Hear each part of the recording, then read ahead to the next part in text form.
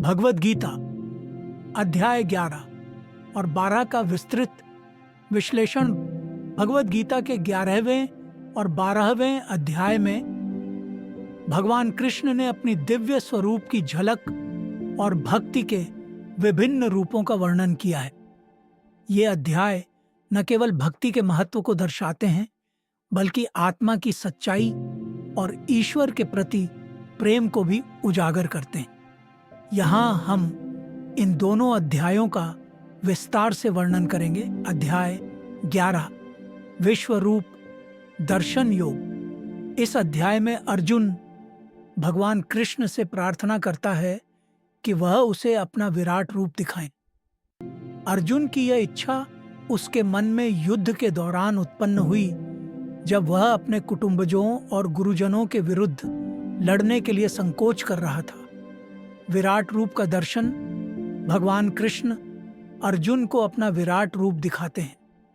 इस रूप में वे सभी देवताओं, ऋषियों और जीवों का समावेश करते हैं। अर्जुन इस दृश्य को देखकर अचंभित और भयभीत होता है।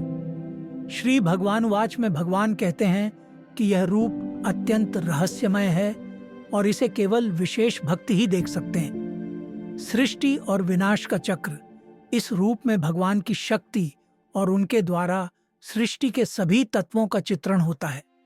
अर्जुन देखता है कि कैसे अनेक जीव एक साथ आते हैं और फिर समाप्त होते हैं। यह दृश्य जीवन और मृत्यु के चक्र को दर्शाता है। भक्ति का महत्व। अंत में भगवान कृष्ण बताते हैं कि जो लोग उन्हें भक्ति से पूजते हैं वे सच्चे भक्त होते हैं और उन्हें मोक्ष प्राप्त होता है। मय्येव मन आदत्स्व का अर्थ है कि मन को मुझ में लगाओ। इस अध्याय में भगवान का विराट रूप दिखाना एक गहन अनुभव है।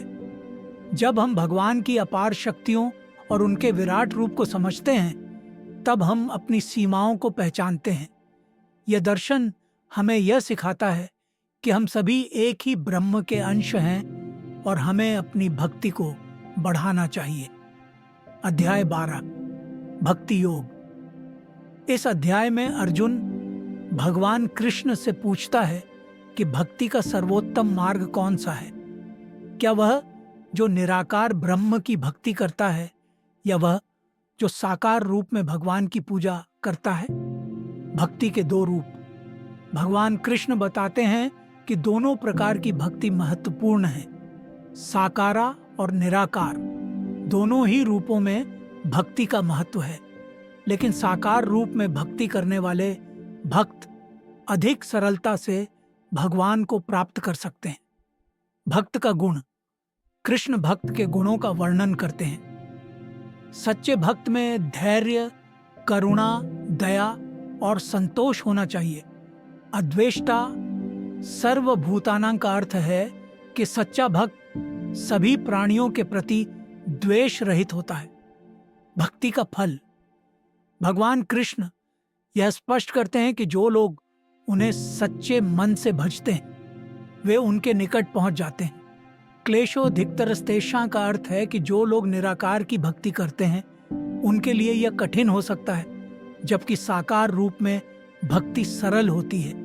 इस अध्याय में भक्ति के विभिन्न पहलुओं को समझाया गया है। सच्ची भक्ति केवल पूजा करने तक सीमित नहीं है, बल्कि यह हमारे व्यवहार और जीवन में भी प्रकट होनी चाहिए। जब हम दूसरों के प्रति प्रेम और करुणा दिखाते हैं, तब हम सच्चे भक्त बनते हैं। निष्कर्ष। भगवद गीता के 11वें और 12वें अध्याय में भगवान की दिव्य लीला, विराट रूप और भक्ति के महत्व को गहराई से समझाया गया। ये अध्याय हमें यह सिखाते हैं कि भक्ति का मार्ग सरल और सहज है और यह हमें ईश्वर के निकट ले जाता है। ओशो की दृष्टि से भगवान का